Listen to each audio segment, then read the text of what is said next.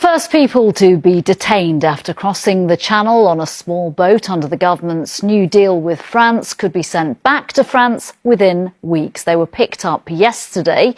The Prime Minister hailed the development in the one in, one out scheme as no gimmicks, just results. But does everyone agree? Our political correspondent Harry Horton joins me now from the Home Office. Harry, tell us more.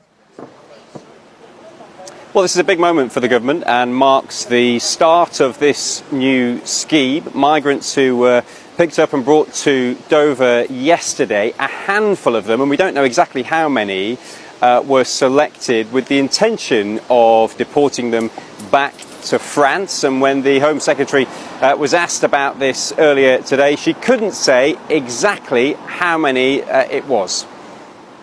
The transfers to immigration removal centres are underway as we speak, so we won't provide operational details at this point that criminal gangs can simply use and exploit. But no one should be in any doubt. Anyone who arrives from now on is eligible for immediate detention and return. Now, the Conservatives say that the percentage of people who will be deported, it's only a small fraction of those who arrive on small boats. They also argue there will be lots of legal challenges. We know if migrants claim to be under 18, they won't get removed, and they can make modern slavery or human rights claims that will also prevent their return to France. So I suspect this will get mired in endless legal wrangling. Now, this morning in Dover, there were more migrants arriving in the UK. Of course, there's been more than 25,000 people cross the English Channel on small boats this year. That is the highest level so far at this point in a year. Now, the other side of this scheme is that people in France can now apply for asylum in the UK via legal routes. Now, my understanding is that the UK is not able to deport anyone back to France until it has received applications for those legal routes, it has vetted them and approved them. So the speed at which people can the speed at which illegal migrants can be deported depends on the speed the UK processes those legal arrivals. So the success of this, of course, all judged on whether it reduces the number of crossings overall. First arrests made under UK's one in, one out migrant policy. Under the scheme, which was announced last month, France will accept returned migrants in exchange for the UK taking in an equal number of asylum seekers who have family ties to Britain.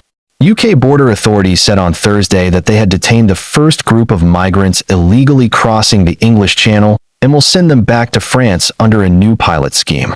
The migrants were detained on Wednesday, the day the plan came into force, and will be held at immigration removal centers until being returned to France.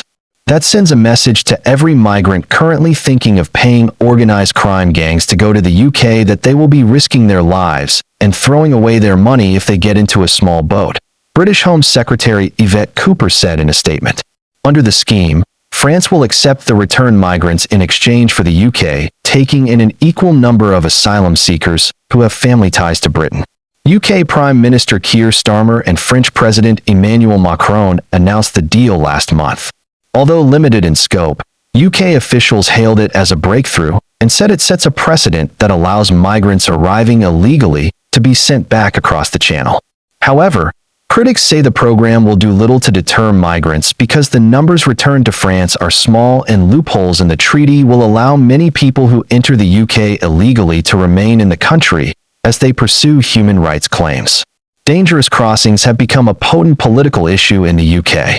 Over 21,000 people arrived in the country so far this year, a 56% increase from the same period in 2024.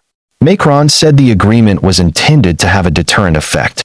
"I'm totally committed to make it work, because this is clearly our willingness and our common interest," he said. Potential challenges to the program include the extent to which the UK is willing to invest in policing small boats, possible legal challenges in France, and opposition from other European nations. Discussions on halting irregular migration across the Channel date back decades. In the early 2000s, efforts focused on preventing stowaways from entering the UK through the Channel Tunnel and vehicles. Recently, smugglers have increasingly turned to sea routes. The previous Conservative government's controversial plan to deport asylum seekers to Rwanda was scrapped by Starmer shortly after he took office in July 2024. Like and subscribe now.